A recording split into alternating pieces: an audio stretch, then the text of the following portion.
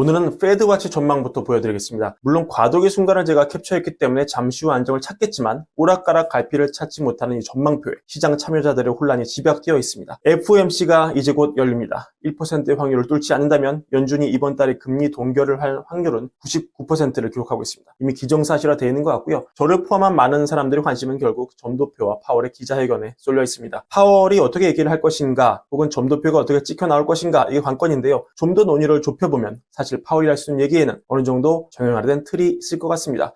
파월이 처한 심각한 고민은 연준의 비공식 대변인이라 불리는 닉 티미러스의 기사에서도 우리가 단초를 찾을 수 있는데요. 그건 잠시 후 살펴보겠습니다. 파월의 발언 세 가지로 요약할 수 있을 것 같습니다. 1번, 금리 인상 아직 끝나지 않았다. 유로화 가치가 22 금리 인상 중단을 시사한 것만으로도 폭락한 것을 지켜본 파월은 라가르드의 실수를 반복하기 싫을 겁니다. 따라서 매우 단호한 어조로 연준은 언제든 다시 금리를 올릴 준비가 되었다. 비록 이번에는 동결을 하지만 이렇게 딱 선을 그으면서 기대 인플레를 잡으려고 최선의 노력을 다할 것입니다. 두 번째, 미국 경제는 완만하게 성장하고 있다. 미국 경제를 바라보는 여러 부정적 견해가 나오고 있지만 여전히 미국 경제는 연율 2%가 넘는 성장을 보이고 있고 4%를 밑도는 실업률을 기록하고 있습니다. OECD는 얼마 전 미국 성장률을 6월 발표한 1.6%보다 높게 잡은 2.2%로 제시했습니다. 그렇기에 금리를 여기서도 올리기는 힘들었지만 그렇다고 쉽게 내리는 거 역시 상상하기 힘든 그런 애매한 상황에 놓인 것입니다. 하지만 적어도 파월은 공식적으로는 미국 경제가 이런 애매한 상황에 놓였다는 것을 밝히기 꺼릴 것이고 따라서 지난 6월부터 나왔던 이 성명서 문구 moderate pace 이 문구가 여전히 삽입이 되어 있을지도 관심입니다. 세 번째, 기자회견 통해서 유가 얘기가 반드시 나올 겁니다.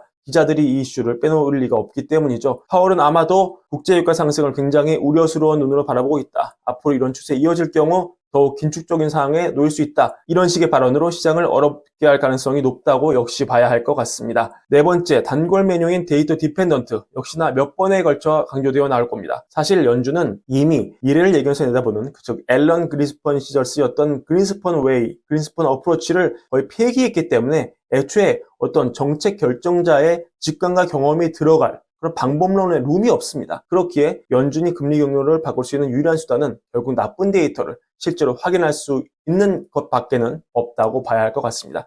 일단 시장은 여기까지는 바라보고 있는 것으로 보이고요. 이를 반영해서 10년물 국채금리가 굉장히 높게 뛰어오르는 걸 볼 수 있습니다. 파월이 높은 금리를 더 길게 유지할 거란 전망을 시장이 받아들이고 있는 것이죠. 미국 10년물 금리는 정고점을 넘는 신호를 몇 번 보내다가 최근 들어 정고점을 단숨에 넘어붙고 5년 내 최고 수준으로 달려가고 있습니다. 이런 추세라면 앞으로도 좀 더 높은 레벨까지 올라갈 가능성이 높다고 할 것입니다. 하지만 파월은 난감한데요. 왜냐면 파월도 최신 데이터를 통해서 경제가 나빠지고 있다는 걸 알고 있기 때문이죠. 겉으로는 매파적인 발언을 할 수밖에 없지만 여러 가지 재반 문제들, 예를 들어서 미국 정부가 국채 발행을 더 해야 되는데 이렇게 높은 금리로는 쉽지 않겠다는 것, 또 이런 게 미국 정부에게 너무나 부담이 될 거라는 것, 이것도 파월은 잘 알고 있습니다.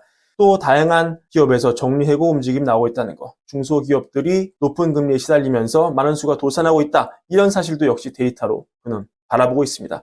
하지만 파월은 공식 시장에서 이런 걸 내비치면 그건 약한 모습이 될 테고 시장은 이걸 꼬투리 잡아서 비둘기적 표현으로 받아들일 것이고 곧바로 금리 인하가 될 것처럼 환호할 것이고 주식시장은 오를 것이고 기대 인플레는 다시 올라갈 겁니다. 그래서 파월은 겉으로는 엄근진 모드로 일관할 수밖에 없고 이런 모습이 이번 FOMC에서 관측될 가능성이 높다. 이렇게 봐야 할 것입니다.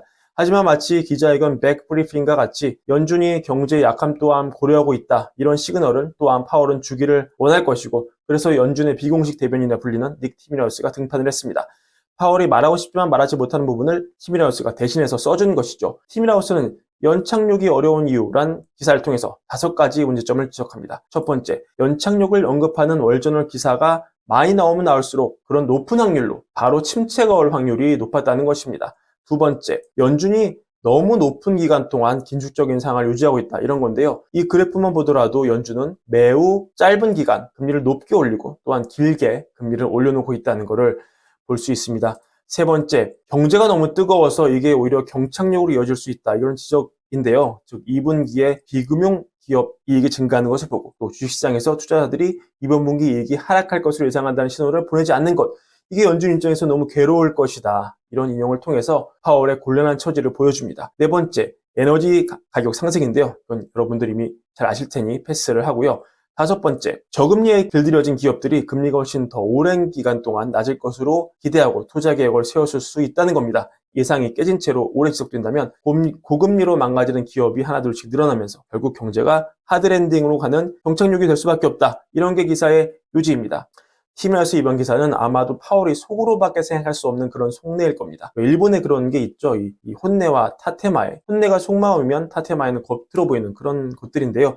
굳이 이 표현을 빌어 말하자면 세게 보이려는 파월의 발언 이면에는 티미러스가 쓴 것 같이 파월의 속마음 이런 게 들어있다고 보시면 되겠습니다. 그렇기에 이제 곧 열리는 파월의 기자회견을 지켜보시면서 파월의 속마음과 겉마음을 함께 관찰하시고 시장의 단기에 어디로 튀어갈지 그걸 보시는 게 이번 FOMC의 관전 포인트가 되겠습니다. 오늘의 브랜베어는 이것으로 마치겠습니다. 월가월부 구독과 좋아요도 부탁드립니다. 감사합니다.